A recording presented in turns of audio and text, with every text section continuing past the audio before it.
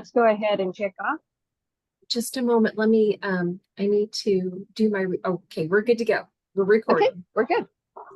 All right. Well, good afternoon. Today's June 6th, 2024, and we are reconvening the Law Enforcement Mental Health and Wellness Subcommittee. I am currently sitting in the airport at SeaTac Airport right now on a layover between Boston and home, so I will be home in Eugene this evening. But if you see people and hear loudspeakers, that's why. It's because of where my office is today. And we have the chief here as well. Wonderful.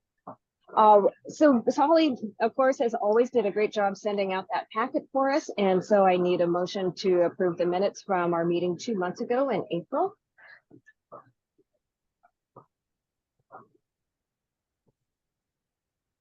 A motion to have, I'd like to motion to have the meeting minutes approved from last April. Thank you, William.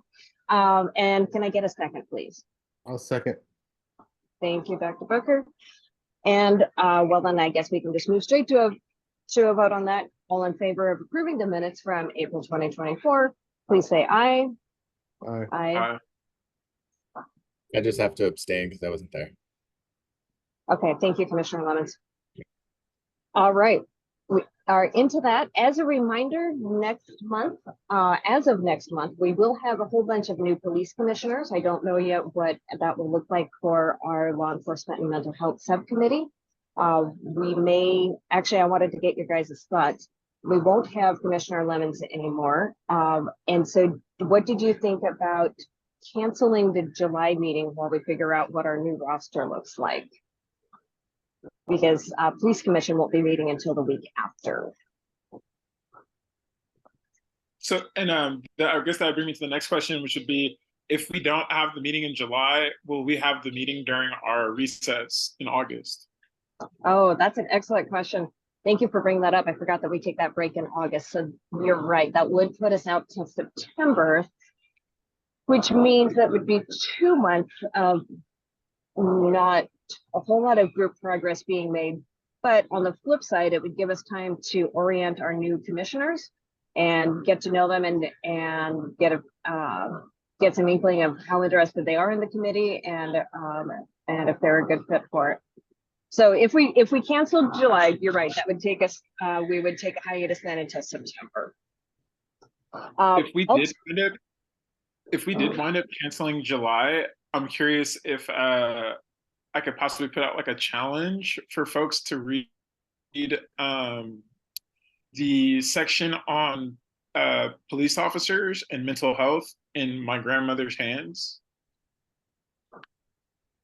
Oh. It's a book that was written by a trauma-informed care specialist that talks about the trauma that a lot of police officers carry around and how that influences their interactions with citizens, especially Black folks. And the person who wrote the book has actually done police trainings throughout the country, most notably in Minnesota. So. Well, that's a good place to have been doing some police trainings. Thank you for that recommendation, and we can certainly put that, thank you for putting that on the record, and that will definitely make it into our minutes. I will go ahead and move then that we cancel the July meeting and we forego August since we are on break along with City Council, and then we reconvene the Law Enforcement, Mental Health and Wellness Committee in September with our new roster of subcommittee members. Is there a second? Thank you, Dr. Booker. I saw you second first before I saw William's hand go up. Okay, so then next on our agenda, by the way, Chief, thank you for joining us today. And we have Dr. Boos back with us. Holly, do we have Dr. Boos today? We do. I'm promoting her over to Excellent. panelists. Thank you. So a little bit of background on that. I asked Holly to invite Dr. Boos back to tell us about the grant that she had described to us. She was in the process of getting that application submitted. And so I was hoping that she can provide an update for us, not on the awarding of the grant, because that information doesn't come for quite a while yet, but as far as some of the specifics that were left a little bit nebulous the last time we talked with Dr. Bruce. So Dr. Bruce, welcome. Thank you so much for joining us again.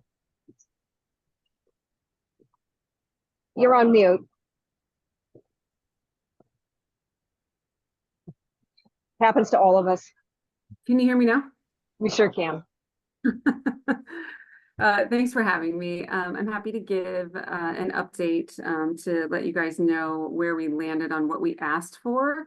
So just to refresh your memory, we applied for the fiscal year 2024 COPS Office Law Enforcement Mental Health and Wellness Act grant that they have put out the last couple of years, and I believe it will also be solicited for next year as well.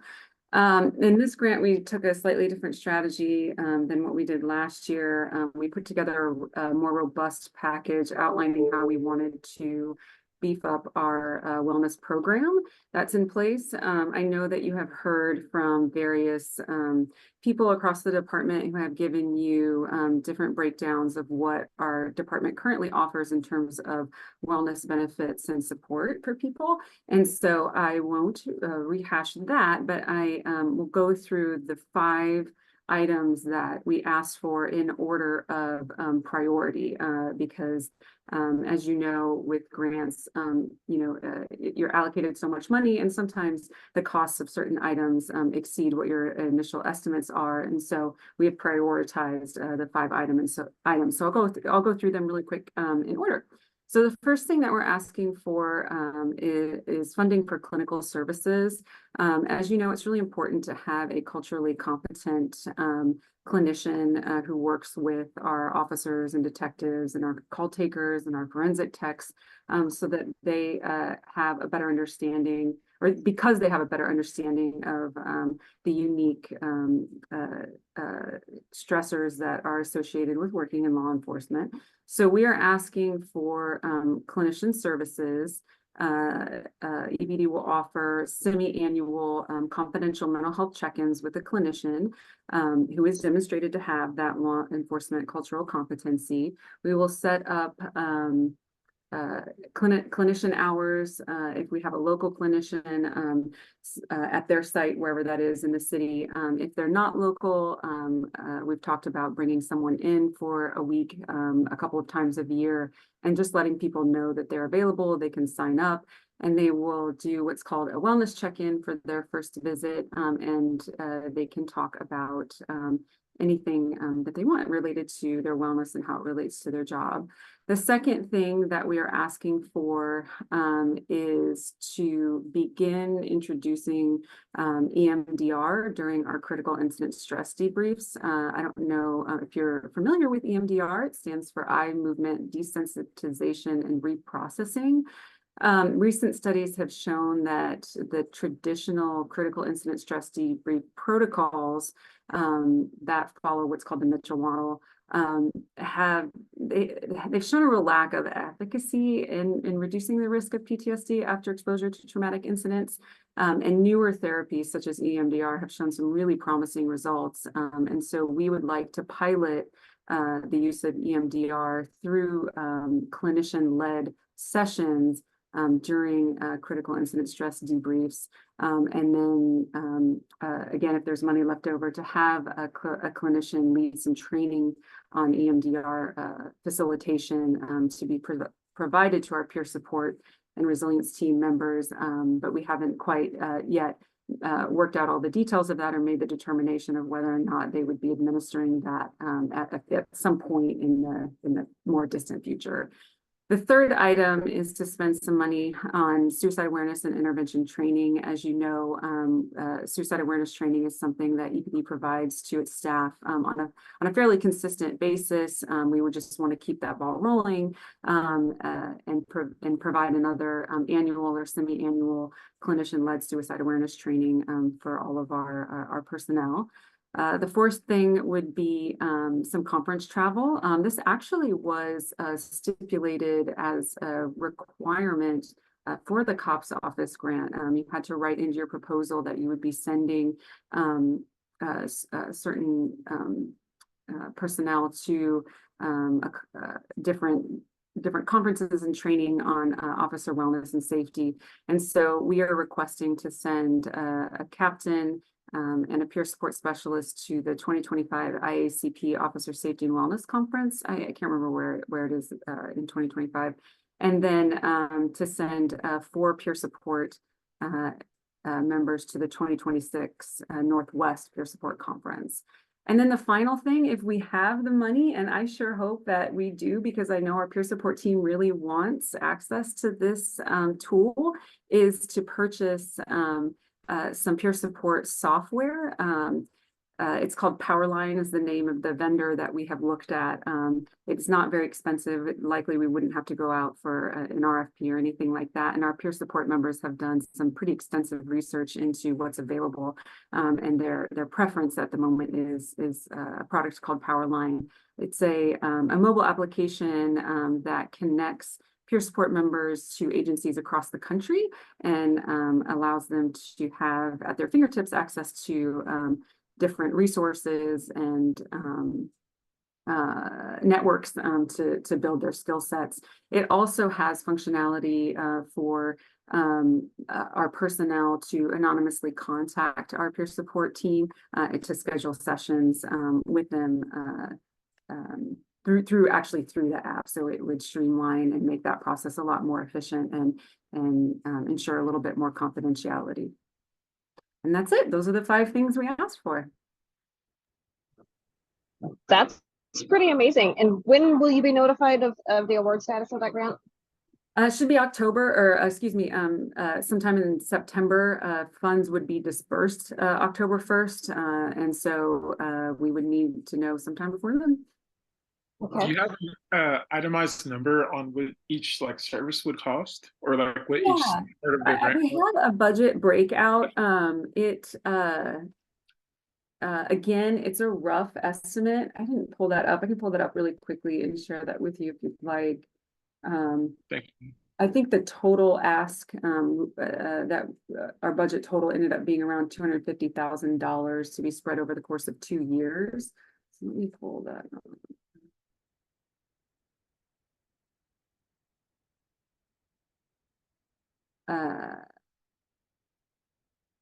Yeah, so over the course of 2 years, the clinician's services would total around $100,000. The clinician-led EMDR CISD sessions would run about $25,000. Again, this is over the course of 2 years. The suicide awareness training for both our total personnel as well as more specified training for our peer support staff would be around $12,000 a year. Oh, excuse me, the department-wide suicide awareness training would be around $12,000 for the 2 years. The peer support training would be $3,500, and then the EMDR training would be an additional $3,500. And conference travel would come in at just under $7,000, and the peer support mobile application would be $18,000. And the total we asked for, excuse me, I wasn't right, is $178,550. So a little bit less than what the max you were allowed to ask for. Dr. Booker, I see your hand. Oh, thank you, Chair. Does this grant require a report on usage of the funds? Yeah, so we have to do the normal accounting that's associated with any grant that gets dispersed. So whatever expenditures are incurred through any of those 5 items, our finance team is really awesome at tracking the accounting with that, and then we have a semi-annual budget report that goes back to the COPS office detailing all of that information. So with the spending of the money, for instance, the clinical services, are you hiring your own, or like finding and hiring your own clinical clinicians? Yeah, so what we would do is contract with hopefully a local clinician, so it can be face-to-face, although we do plan on offering tele appointments as well. And if we cannot find a suitable and culturally competent clinician to here locally in the Eugene area. I mean, even if they're in Portland, it's not really convenient for people to travel up to Portland for these sessions, although we might be able to spend some of that money to bring them down for a week. We just haven't worked any of those out. You know, worst case scenario, we end up contracting with a clinician where all the appointments would be telehealth, and they could be, you know, anywhere. Yeah, I'll bring that up because I know there's Black clinicians in this area make up less than 1%, and I know myself, I had problems finding a Black therapist, right? Yeah. Cultural competency. So I do know, I think I've heard Chief Skinner say there are Black officers within EPD.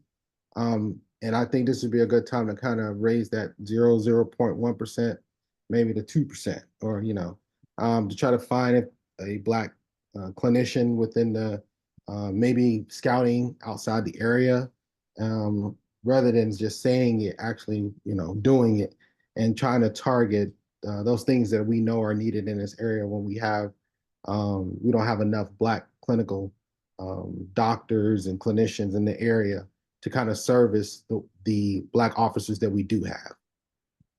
Mm-hmm. Yeah, that's something that I can certainly bring up to the group when we get a little bit closer to implementing this, assuming we get the funds. We're trying to stay positive on that. Commissioner Parham, I see your hand, and then Scott Lemons. Yeah, I think Dr. Booker kind of touched on the question that I have, but it was kind of related around how the money is going to be distributed amongst clinicians, if you're looking to contract with one clinician or if y'all want to have like several on retainer. You know, that's a good question, and I don't really have an answer yet because we haven't done any of that legwork. I know there are culturally competent clinicians in the area, but as Dr. Booker was saying, they're few and far between. And so until we actually start digging into that properly, I just don't know. And I think that leads me to if you were to like disperse kind of those funds to have people on retainer, you could have like some in the area, and then you could have some that would match cultural groups in other areas as well. Yeah, we have not put any limitations that would not allow for that into the grant. So that is absolutely something that could happen. It would just be dependent on whether or not we were able to find and contract with those clinicians in a reasonable time frame so that it fits the parameters of the grant. Commissioner Lemons. Thank you. And quite honestly, I'm really impressed there. Thank you, Dr. Booth. This is a really well thought out grant. I just have two questions on the first priority. What credentials are you considering when you're thinking about contracting out for a clinician? Is it gonna be like Yeah, so we are looking for a licensed, clinical psychologist and someone who has either worked for a law enforcement agency, perhaps somewhere else, and they are now in the area, or they've worked for a clinic that specialized in this type of work. There are some folks up in Portland that we have consulted with in the past and worked with. I'm not sure if they have ever. Holly, has Dr. Khan ever come and talked to the police commission? I feel like she has. No, not that I'm aware of. Maybe before my time, but okay. Yeah, and so there are clinics and clinicians that for lack of a better word, cater exclusively to law enforcement, and so we would be looking for a clinician or clinicians that meet that requirement. Sorry about that ring. Well, thank you. I do imagine that is going to be hard to find locally, and I also realize like telehealth is not as effective as in-person meetings. So I really hope that we can find some bridge that would work there. And then the other question was that semi-annual check-ins are going to be offered. Are those going to be optional or required? They'll be optional, and we put it in the grant that they're semi-annual, but it depending again on what the structure of clinician availability is, it might be something that's more continuous and ongoing. We might do it several times a year versus just twice a year. We put it in the grant as twice a year because it was easier to manage in terms of the budget proposal, really is the only reason. Great, thank you. Commissioner Farrar? Yeah, my last question on this would just be, are there departments that are currently using the EMDR critical response therapy? And if there are you able to point to any of their like statistics? Are they keeping any statistics or tracking any type of like incident reporting? That's a great question. So off the top of my head, I don't remember the agencies that are using EMDR, but there certainly are. There are absolutely agencies using it. I have been following closely guidelines that have come out of the Department of Justice's, the COPS office. The research that is currently being done and being published is showing that EMDR is becoming the new best practice. And so that's something that we wanted to explore and look into. And there were references given from other agencies. I'm sorry, I just don't remember exactly off the top of my head. I know for sure some of them were back east. I think some of them maybe were down in California. But yeah, it's a thing that's already happening. And then as far as the statistics, I'm not really sure. The research that gets published has more to do with less about incidences, if I recall correctly, and more to do with like before and after surveys.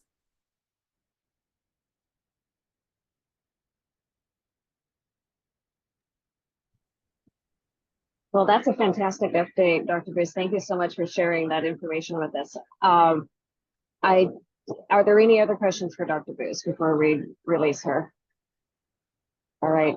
Thank you so much. We appreciate your being willing to come and explain more of that to us. Thanks so much. Nice to see you all again. Thank you. Commissioner Parham, would you be willing or comfortable with providing the update to a police commission next week on, since you provided the initial analysis to them of Dr. Bruce's proposal, would you be able to follow up on that at police commission next week? Thank you very much. All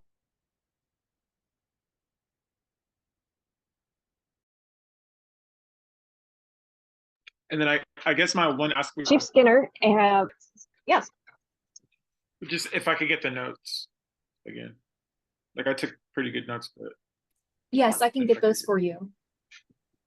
thank you, Holly. You bet.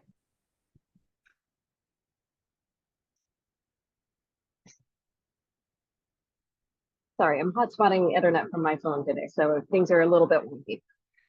So the policies that the chief sent us, there was definitely a lot of information in there. I read through some of them and then asked Holly to help find some links to other documents that were referenced within those policies.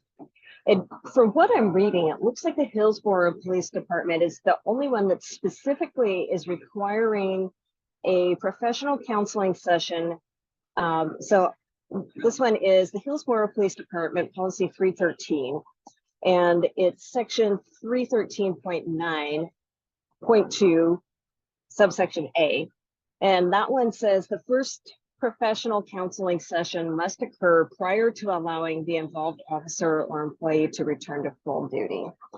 And I had some conversations with a representative from the union on this one, and it sounds like there may be some resistance from the union. It was described as a way in which EPD or the city of Eugene may possibly discriminate against employees who have been through some traumatic incidents and then make them unable to return to full duty, perhaps have their full salary or do the things that are necessary to support themselves and their families. So this is one of the reasons why I'm actually thrilled that the chief is here to talk with us a little bit more about that perspective, and then also his experience and Chief, were you at Hillsborough or Beaverton? I don't remember which one, or were you at both? No, it was Hillsborough. Okay, great. So you do have actual experience with this particular policy then, and the mandate of that professional counseling session happening prior to allowing the officer to return to full duty. So can you talk to us a little bit about what I've been told by the union as far as, first of all, do you see that as a valid concern? I suppose you're probably not going to say it's invalid, but can you help provide some perspective around that? Well, I mean, there's a couple of things to take into perspective as we think about trying to move in the right direction. As you know, anytime we want to make any changes, we want to be careful about not giving the organization whiplash by doing something so completely different that it becomes concerning for people trying to understand why we're changing the practice so profoundly. But having said that, I was the deputy chief in Hillsborough when this policy was drafted and bargained with the union. A big part of how you get to yes is a whole lot of trust between management and labor, and specifically the city and labor, that there's not some kind of nefarious reason by which we're asking you to get a professional counseling session before you come back to work. And so, you know, there's a little bit of groundwork that needs to be done there. We have a history here in Eugene where we have offered physicals, 5-year checkup physicals for officers on staff in general, but officers in particular, and they have very reluctantly taken the city up on that, because there's been this overarching fear that the city is getting their personal health information, and then the fear that they're going to make some arbitrary decision on whether or not that individual is or isn't fit for duty. And so there is some employment aspects and some concerns and or some vulnerability around your employment status when you start thinking about subjecting yourself to some level of fit for duty or check-in that you really aren't crystal clear on where the information's going. Who's the beneficiary of the information? Is it for the city so they can make an employment decision, or is it for the employees so they can make a personal health decision? And so there's some of that that's going on that we're going to have to break through here at the city of Eugene. Also up in Hillsborough, being in the Portland metro area, the availability and the timeliness for mental health check-ins is a whole lot easier to do that quickly. Many people already have their own practitioner, or maybe are seeking counseling, or have somebody that's a family counselor that they can go to. It's not prescriptive by the city that you shall go to this provider. It's a provider of choice for the individual, because they may, like I said, they may have a family doc that's doing it, or a family psychologist or psychiatrist that's doing it. But in any case, it can happen a whole lot quicker. So when you think about bringing somebody back to duty, you know, you're not also waiting 6 months to bring them back because you haven't been able to get into an office for 6 months to be able to do that. So there's a bunch of different factors that make Hillsborough a little bit different than what we're trying to accomplish down here. It's not to say that we can't get to something down here, but I think as we move forward, you know, it's going to be definitely kind of a crawl, walk, run, in my mind, a crawl, walk, run type of mentality to kind of ease them into how we're doing and what we're trying to do with this. Personally, I would love to find a construct that allows for not only the reacclimation training, but also that mental health check-in, professional counseling session to happen before they hit the streets again. And so we'll just have to be careful about how that is crafted, if that's what we're hoping to accomplish. And as anything, you know, all of this, whatever we decide or whatever this group decides to recommend, will have to be bargained, and I'll have to get it on the calendar to sit down and bargain this with the union, and really better understand their concerns. Chief, what was the reaction at the Hillsborough PD when this was rolled out? Well, I mean, you think about it too, that in Hillsborough, we were averaging an OIS at the time, one every 3 or 4 years. We didn't have a volume, and I'm not going to say out loud how long it's been since we've had one here because I'm a superstitious person, but you go in waves. And so when you think about when we were doing this up in Hillsborough, there wasn't an intense frequency for that. Again, it was bargained with the union. I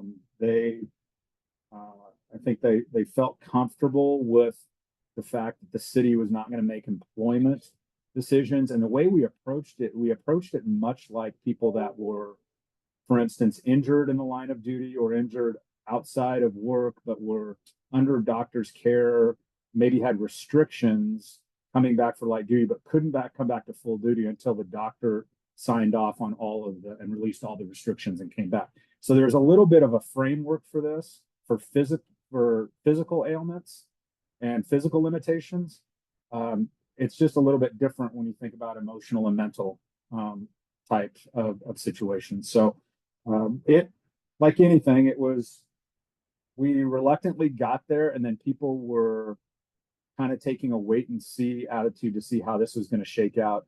And then Hillsborough's had some pretty good success with bringing people back to work. I'd have to check, but I'm not aware of, at my time there, I'm not aware of any time we have had a doctor say this person isn't ready to come back to work. What happens is the doctor shares the information with the individual, and the individual comes to us and say, you know what, I need a little bit more time. So very rarely do you have an officer say, I'm ready to go. And the doctor's like, no, you're not ready to go. And then you have that conflict. In most instances, the officer is like, all right, I'm not as ready to go as I thought I was. And then they're having conversations with us, not the doctor. Not saying it's always like that, because y'all every once in a while you have, egos get in the way. We totally get that. But my experience is the majority of the people I've dealt with both there and here and up in Richmond, Washington as a chief is that people are pretty in tune to being okay with taking more time off if they need it. Thank you, Chief. We'll start with questions, and we'll start with Commissioner Parham. Thank you. I guess the first quick question is, do you think Hillsborough, the Hillsborough Union would be possibly willing to consult or talk with the police commission about how they the things that were said to make them feel comfortable in bargaining? And my next question is there a precedent for the worries that officers have of information that's disclosed being used to either stop them from being able to work or cutting their hours? The first question, I don't know. Labor unions are usually pretty reluctant to step into this space. I think the better way would be to have to be able to connect their labor group with our labor group and let them ask their own questions about how it's been for them, how they work through it, and just let them peer to peer really work through some of those issues. And I know the union president up in Hillsborough. I was their deputy chief, and so I could connect them with our labor group and say, hey, this is where we want to go. Can we schedule some time with the two labor groups and do that? For your second question, I highly doubt there's any real data to support that the city is going to take some adverse or has a history of taking adverse. This is just deeply rooted in skepticism and fear of your livelihood being taken away. And so I can't fault them for that, for being careful about how they do that. But I don't think I think it's a trust issue, but I'm not sure there's anything really overtly that's been done to fracture that trust. I think we're just a group of really cynical, skeptical people, and we're kind of fighting through that a little bit. Thank you. Commissioner Lemons.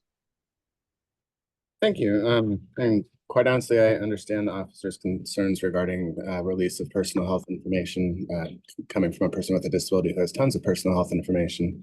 But so thank you for addressing that and basically saying that there is no real concern to be concerned about. And when it comes to bargaining with the union and how to frame it, you know, instead of like benefit to the city or to the officers, I would suggest, you know, saying we're really doing all of this work because we care about the officers. And the city will then by proxy benefit because the officers are in better mental health. So therefore law enforcement will be better and the culture will be better. Something along those lines. Yeah. Yeah, I think, you know, I think you guys, I think the concept of what we're trying to accomplish is going to be well received. I think the idea of making sure people are ready to go when they come back and they're safe, their colleagues are safe around them, and this community is safe as they're back out trying to make tough decisions. I think conceptually they're right where we need to be. The framework by which we do this comes with a little bit of fear and trepidation, and we just have to kind of navigate that and see if we can get them to yes on some things, to give them some relief from that. So I'm hopeful that we can do something, and we'll see if the path reveals itself to us as we work through these issues. Commissioner Booker, it took forever, but I finally saw your hand go up. Just listening. I think that could be definitely an ongoing conversation because I am curious about the reluctancy points the chief made and why the pushback. I feel like the change is always in challenge, and when we're reluctant about things, that's probably the thing we should be most focused on changing. So I kind of like to see this conversation continue because we definitely know that there's a culture change that needs to happen within EPD. But at the same time, it's not an all-in-one situation. It's not an everyone situation. So again, as I've always said, it's a way of kind of identifying those very warranted, outstanding, good officers from the ones that want to keep the culture within the community's perspective. They want to keep the culture what it's always been, which is a good old boy club type of culture. So I look forward to continue having these conversations. I would like to see maybe policy from areas within Oregon that have a more populated Black community, like Eugene. I don't think Hillsborough does, but it'll be good to see what their relationship within their community looks like in terms of the bias and hate crime report that we continue to see coming up every year. But look forward to the continuing conversation. Thank you. Well, one thing that I'll point out when you think about asking an officer to either see a physical doctor for ailments or mental health specialist, a couple of things that come up from officers are when you go see a physical doctor about an injury that you had before you come back to work, there's a really prescribed set of evaluations on can the officer do this or not do this. I mean, it's really clear when you're released to full duty and when you're not, because there's some real clear guidance on when an officer is well enough to come and you can lift this amount of money or this amount of weight, you can run this much, you can go this distance, you can climb stairs, you can do this kind of stuff. The piece that makes it interesting is that when you're talking about mental health and wellness, there's not as specific of a pass, no pass line for people. And if we're asking officers to go get a mental wellness check-in before they can come back to work, and say there's a variety of healthcare providers or mental health care providers that are doing this work, not all of them are evaluating them the same. So one could say, yeah, he's good or she's good to go. And the other one says, no, they're not good to go. And you can't really articulate, okay, why is one yes and one's no? You got two different people evaluating, maybe completely different. There's different styles. And so consistency is going to be really important, because you think about losing your livelihood because you happen to go to a doctor that you don't know anything about, that's a mental health professional, that says, I don't think you're cut out to be a police officer right now. And yet they can't articulate why that is, because there's no, like in occupational health, there's like a checkbox on whether or not you're good enough to come back. or not. And so I think we're going to fight that a little. Is how do we know how do you know if we pass? How do I know if I'm good or not? And how do I know that this doctor is evaluating me the exact same way my buddy was evaluated on the incident the prior month? I mean, there's some consistency issues, and with the lack of mental health providers, it's going to be really challenging, I think, to anchor employment decision to this stuff. I think we can anchor, hey, we want you to go get your mental health check-in, and we can mandate that that happens. A provider of your choice or a provider that we're going to do at no cost to you. But to anchor employment decisions to that is going to be a real challenge because of the inconsistency. Well, and Chief, you've mentioned before, and I noticed it was specifically called out in the Hillsborough PD policy, the difference between the mental health check-in versus the fit for duty examination and the different consequences of each of them. And I actually appreciated that the Hillsborough policy specifically talks about the counseling session, and then on the next page says, in addition, there may be an appropriate cases of fitness for duty evaluation. So it specifically calls out that that mental health counseling session is not the fit for duty exam. And that's going to be really key, Chair, is that fit for duty is actually a employment action where we have observable facts to suggest that this person is not fit for duty, whether physical or emotional or mental. And we can articulate that. And we go through the HR process to get to a place where they have what's called an IME, an independent medical evaluation, to determine that. We want to make sure that the fit for duty vernacular is separate from what we're trying to accomplish here. And that's going to make them, that's going to ease a lot of, I think, concerns with the mental health check-in being separate from fit for duty types of language. Commissioner Booker. I definitely agree with you, Chief, in terms of this could affect the livelihood of a lot of the officers. I always like to say that the best expert is experience, and being a combat veteran, I understand I had a top secret clearance. One of the things we had to do when we got back from deployment was an evaluation. A lot of times we lied because at that time in the military, you get your clearance taken away, not get the money you're owed in deployments. There's a lot of things that could happen for admitting things that you knew you wanted to admit but couldn't. So I definitely understand how the officers feel in that regard. I think though, even listening to Dr. Booth earlier, which I hope you get this grant, EMDR works. As we continue to explore the mental health aspect that we're introducing to officers, it's going to be good to, as you say, create that space where those repercussions don't exist. Right. Where it doesn't affect the livelihood, and you still can admit things without it affecting your paycheck or you being fit for duty, because I definitely understand that emotion and where that comes from. So I definitely understand with navigating this. I just don't want us to shy away from putting our foot on the gas, because this is the opportune time to do that and get officers in a different mindset that this is where we are now. This is the way we've done things, but this is where we are now, and you're protected because. But we have to kind of adjust that, because I would say that was the best thing for me as a combat veteran, was being able to experience EMDR, being with other combat veterans, understanding how that affected the livelihood and the effects after service. So I'm totally on board with everything, your perspective, how you want to attack this thing and the way you want to approach it, and the fact that it's new, it's being introduced at this very critical time in our history right now. But I think it's very critical, and it's very critical that we put our foot on the gas and get officers on board with this is the new lay of the land. This mental health thing is serious, but we also need to say that your paycheck will not be affected because of it. And those safeguards, how do we get to those safeguards? Yeah, I'd like to go on the record with our minutes recorder that Commissioner Booker and I agree on something at this moment in time. And so yeah, we'll take advantage of that.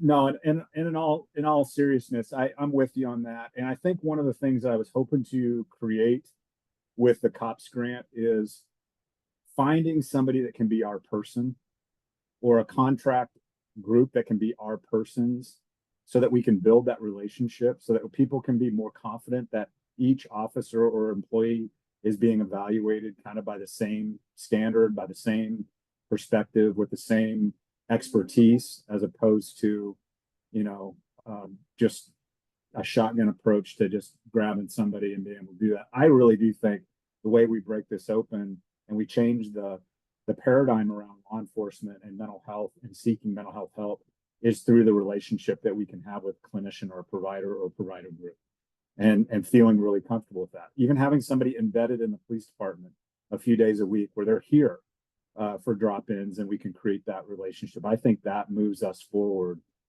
to break that that culture of resistance and protectionism that we have when we go in and talk to these people. So I'm hopeful that COPS office gives us some money and we can do some stuff and do that.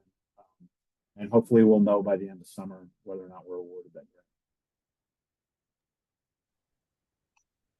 grant. Okay, so that's illuminating conversation. I would love to come to Police Commission next week with a recommendation that we, from the subcommittee to Police Commission, to recommend to the chief and the city council that we add some of this verbiage.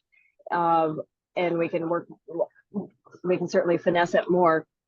So I will make a motion that the subcommittee makes the recommendation to Police Commission to add some of the verbiage for the professional counseling session to occur prior to allowing an involved officer or employee after a critical incident to return to full duty.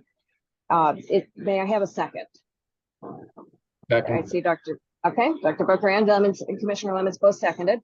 The next item I wanted to actually ask about is because we are on the record with Dr. Booker agreeing with Chief Skinner. Dr. Booker, would you like to present this to the Police Commission? I guess I don't mind presenting it to them. Excellent. Thank you. Holly, I see your hand as well. Yeah, would that be a recommendation to procedure 10.6? That's a fair question. And then you'd know, to your point, we may need to get that hashed out before we take it to Police Commission, because we know what happens when we bring questions to the entire table. So Holly's referring to the EPD procedure 10.6, page 3 of it, section B1.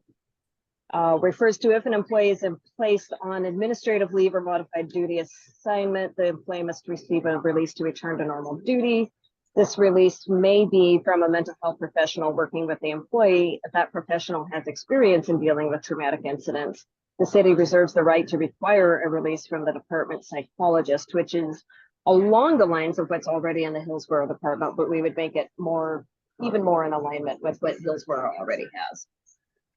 And especially with that last part of the Hillsborough department's policy. That it's calling out separately, that the fitness for duty exam is separate. Correct, yes. I agree. Thank you for that, Commissioner Lemons.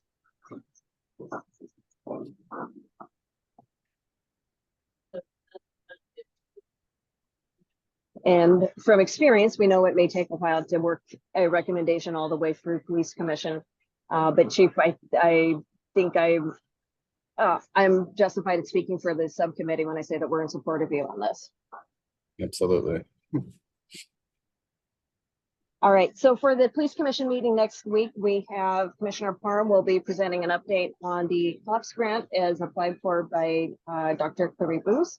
Dr. Booker will bring a proposal from the subcommittee regarding the mental health evaluation assessment counseling session that is offered after a critical incident, which normally we do think of as an officer involved shooting. And we have agreed to forego the July meeting of the subcommittee. August, we're on break with City Council, and we will reconvene in September. Are there any other items from the subcommittee members that you'd like to address in our final moments?